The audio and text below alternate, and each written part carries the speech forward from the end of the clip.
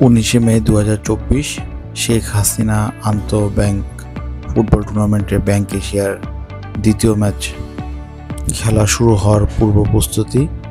আমাদের ব্যাংক এশিয়ার প্রতিটি প্লেয়ার প্র্যাকটিস করছে খেলাটা যেন তারা ভালোভাবে খেলতে পারে।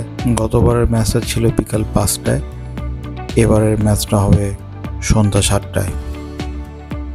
নাইটেই খেলা হবে। ওয়েদার চমৎকার, গরম নেই, ঠান্ডা পরিবেশেই খেলতে পারবে এবার আমাদের টিম। এবার এই খেলার প্রতিপক্ষ টিম হচ্ছে আমাদের এনআরবি গ্লোবাল ইসলামী ব্যাংক।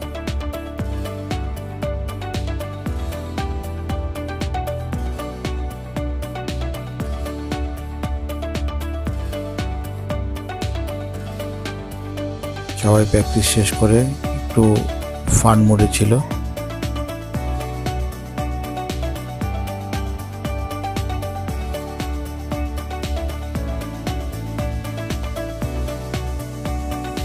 খেলার ঠিক পূর্ব মুহূর্তে প্রার্থনা মোনাজাত, যাতে আমরা ভালোভাবে খেলতে পারি।